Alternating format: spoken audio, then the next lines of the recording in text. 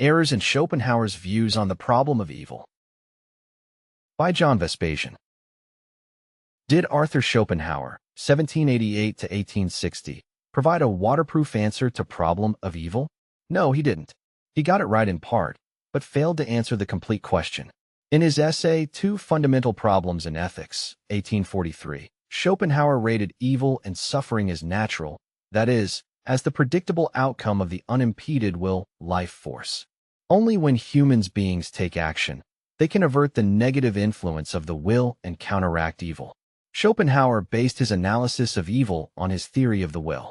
He built his logic on the assumption that the will, a wild, irrational, cosmic force, can take control of humans and drive them to engage in exploitation, victimization, and abuses.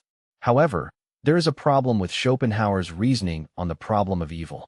His logical chain is flawed because it is jumping from the will, a cosmic force, to humans. He blames a force of nature for evil, as though humans were puppets. The root of Schopenhauer's error on the problem of evil. Aristotle, 384 to 322 BC, knew much better than that. He had grasped perfectly that morality applies only to humans because only humans are capable of reason. Natural events, for example, storms and floods, operate in a fully automatic manner. They cause damage and suffering, but it is pointless to call nature evil or malevolent. Thousands of years ago, humans used to attribute storms or floods to divine forces, but we know better today. Science can accurately explain how storms and floods occur. Nature works according to physical and biological laws, which must be taken as they are. They are neither good nor evil in themselves. In his Nicomachean Ethics, Aristotle attributed evil to the human capability to make choices, that is, incorrect choices or correct choices. Ethics revolves around right versus wrong and the human ability to distinguish between them. Schopenhauer overlooked the crucial prerequisite identified by Aristotle. Reason is the prerequisite of ethics. In the absence of reason, it's pointless to speak about good and bad. Schopenhauer's views on the problem of evil compared to Aristotle's. Only humans can choose between right and wrong because reason is a uniquely human characteristic. No other creature is capable of reason. Schopenhauer missed this prerequisite when he was linking the will, a cosmic force, with humans, rational beings. Despite the above-mentioned error, Schopenhauer arrived at conclusions similar to Aristotle's. Schopenhauer viewed humans as flawed due to the negative influence of the will, but advised determined action to avert the will and pursue happiness. Aristotle considered that humans are born neither good nor bad, but also advised determined action to actualize the best of one's potential. Even when it comes to defining the purpose of life, the error in logic did not stop Schopenhauer from reaching conclusions similar to Aristotle's. Schopenhauer sees human life as filled with suffering due to the influence of the will, but encouraged his readers, especially in Parerga and Paralipomena, in the edition of 1851, to adopt countermeasures, improve their lives, and pursue happiness. It is up to each person to counteract evil and build a better life. Consequences of Schopenhauer's error on the problem of evil. For Aristotle, happiness, eudaimonia, is the main purpose of human life. He described happiness as flourishing, thriving, and self-actualization. In the Nicomachean Ethics, Aristotle acknowledged that a person can only attain happiness through sustained effort. This entails learning to think logically and making good choices. It's a path that each individual needs to choose voluntarily. Evil is the outcome of making bad choices, often out of ignorance. The error in Schopenhauer's logic leads to distortions in the identification of virtues. Schopenhauer endorses self-reliance, prudence, and foresight for counteracting the influence of the will. Those virtues reinforce each other, but at the same time, Schopenhauer is calling for compassion and empathy.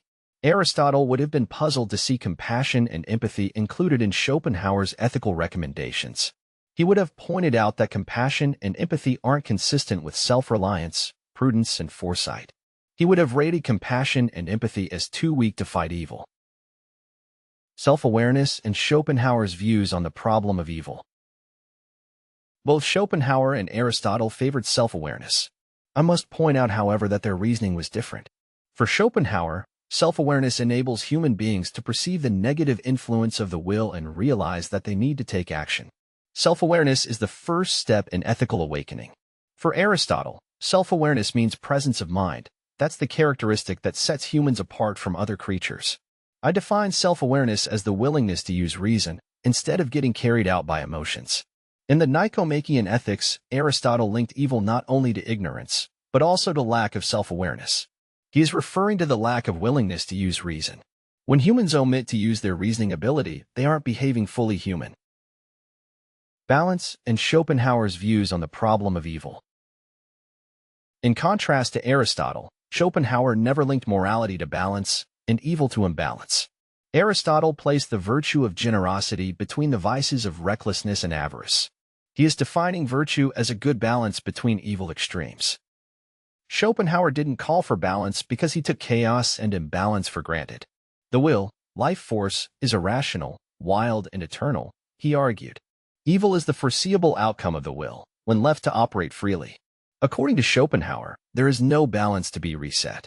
He regarded evil and suffering as the default situation, against which each individual remains free to take action. The outcome of Schopenhauer's recommendations might be similar to the outcome of Aristotelian ethics, but their starting points are far away. Schopenhauer's text, The World as Will and Representation 1818, blames evil ultimately on a cosmic force. Aristotle does the opposite in Nicomachean Ethics, which views evil as the result of human actions and omissions, not of forces of nature. Nonetheless, when it comes to countering evil, Aristotle and Schopenhauer agreed of the key importance of habits. Positive results require steady, consistent action.